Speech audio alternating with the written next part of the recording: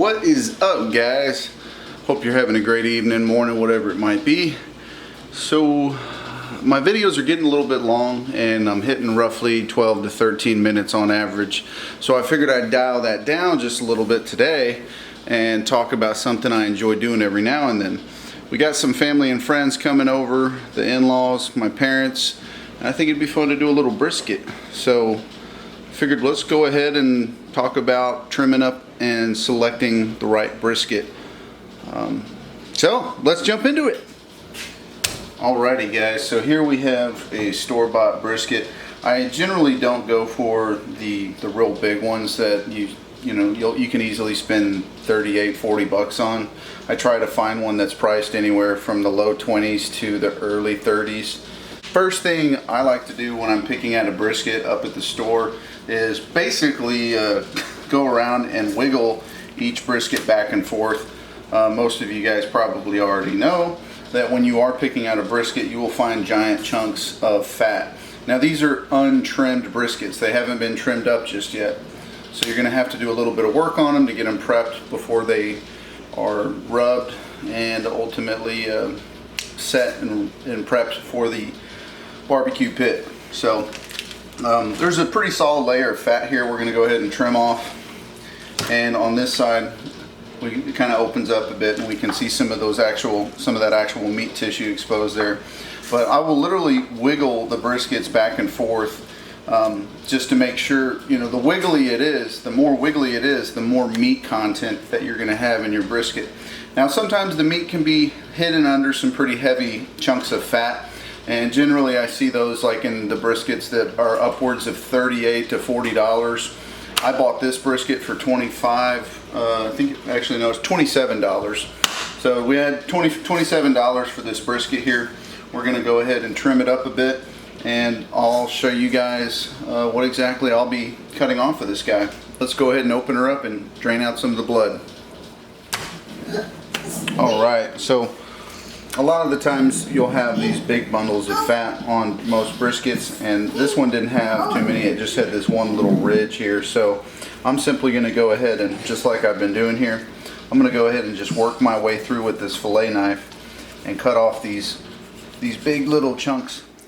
Alright, so we got that first ridge of fat taken off of the edge here. So I'm going to go ahead and just take this extra fat and throw it in the trash.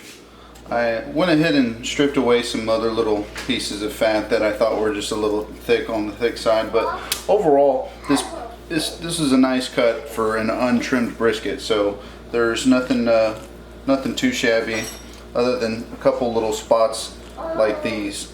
But overall, the big things to look for in my experience are going to be this joining connection piece of fat here. And you can feel it. It almost feels like a rock, like there's something in there hiding. So we'll go ahead and just dig into this guy and try and cut away from us without getting that knife a little too close.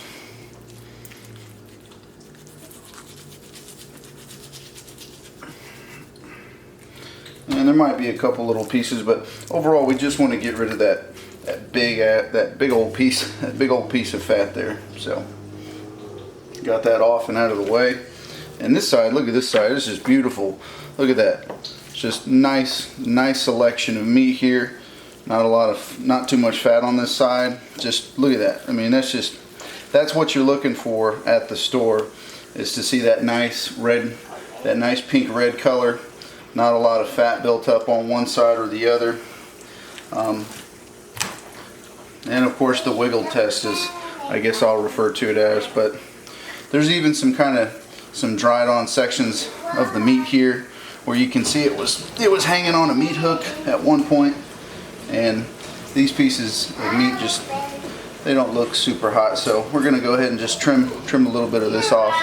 Okay folks, so a lot of these chunks of fat have been pulled out. There was a big ridge here of built up strands of fat, so I mean we've got lots of this stuff cut off.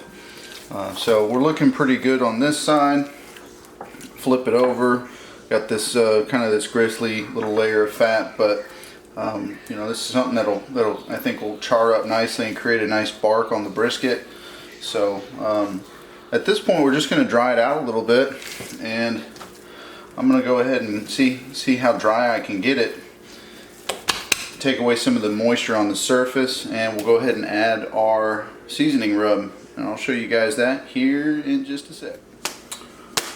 So here we have two seasonings. We have the chupa hueso, I think that's how you pronounce that, and the chupacabra Cajun blend. These are two great seasonings, and I use them regularly on a variety of different dishes I'm whipping up one way or the other.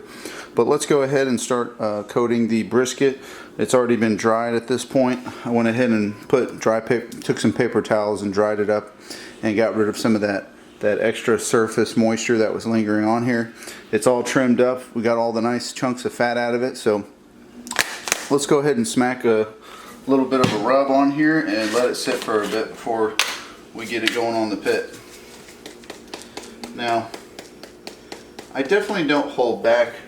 Just go ahead and be very liberal with applying this.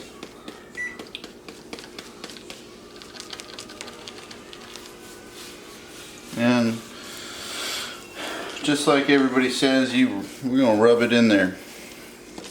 You want it to get in all these little cracks. This is where the meat hook, the hole was, so we're going to go ahead and pour some down in there.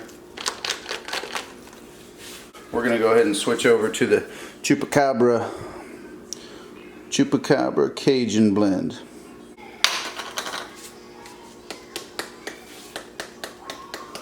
And this stuff is spicy, so we want to just give a light coat and rub into this.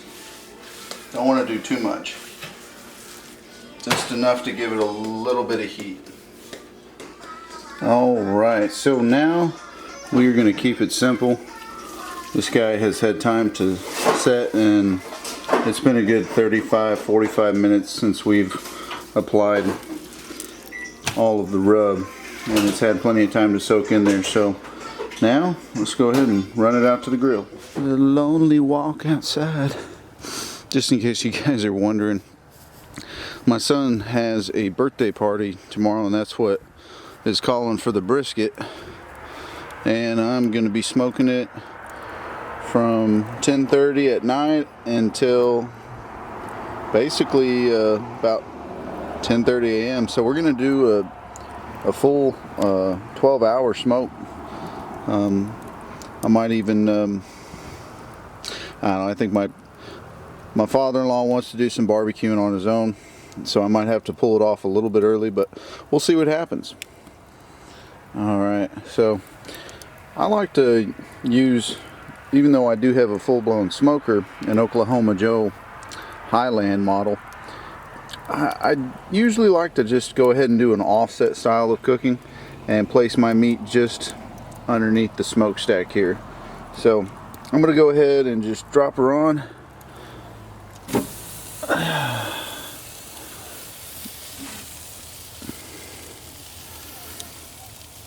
And try and get her bunched up as best we can. Want to try and get her as close as we can to that wall just on the edge there. So, but we don't want the ends getting burned up under this heat. So I'm going to go ahead and flip it over.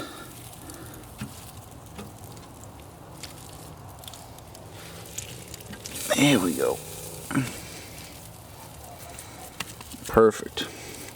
So that's what we want. On this side, this is, I know the rub is kind of covering it up, but on this side, this is where the majority of that fat is. We have a good 1/4 inch of fat mostly on this side of the brisket, and we're going to go ahead and let that fat do its work.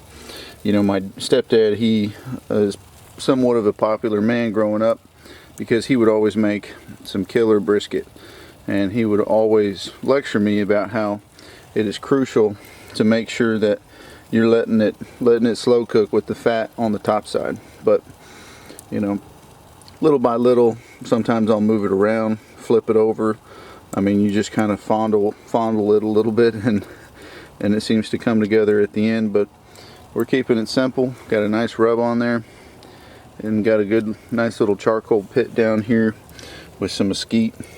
And unfortunately, I don't have any pecan or oak to mix up with this mesquite, so I've just got plenty of it, and we'll see how this thing pans out. But as far as what she looks like right now, she is raw as a dog, and she is just chilling right there. So let's stay in tune and see how she progresses throughout the night. Alright, now we also have a pan here that we're going to use to hydrate the meat.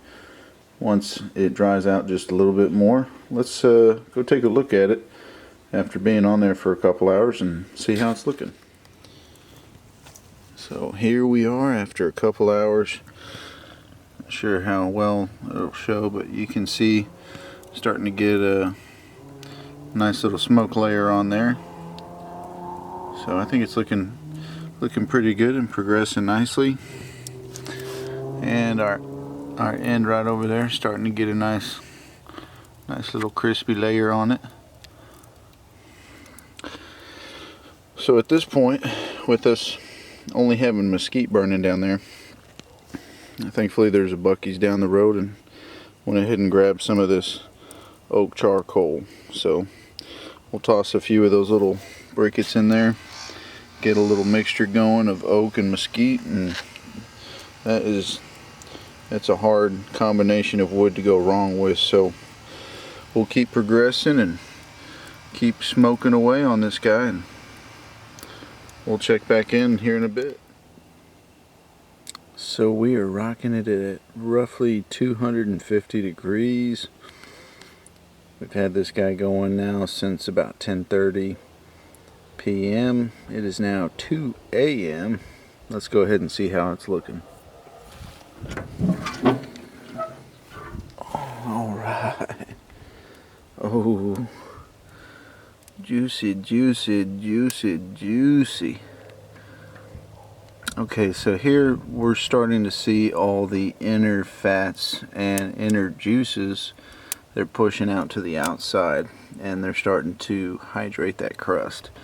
Now, I had my brother-in-law, he came up behind me and he was like, hey, shouldn't you go ahead and, you know, get a spritzer on that and start spraying it down with a mixture of like apple cider and vinegar and whatnot? And I was like, you know, I think it'll do just fine. You know, this is how I've typically done them.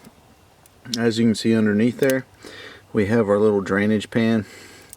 That's going to let some of that moisture build up down in there, and towards the end I usually go ahead and dump a can of beer down in there just to act as a steamer and help hydrate the meat even more. But this is just our checkup here, and like I said, we're at just 2 a.m. in the morning, about 3.5 hours into the smoke, and it's looking good. Just got to keep that fire going at this point. So I had it on the smoker for roughly 8 hours. Then we went ahead and tossed it in the oven for the last roughly 4 hours. It's got a nice layer of bark on there. Very good burnt in, and about to pull it out of this aluminum foil and start slicing and dicing.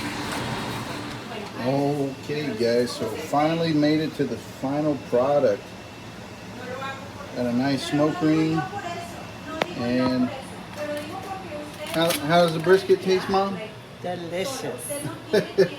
Mama approves. I'm gonna taste a little piece for myself. But hope you guys enjoyed watching. Feel free to subscribe, give us a shout, like, dislike, whatever it may be. Hope y'all have a good weekend, day, whatever it may be, and we'll see you next time.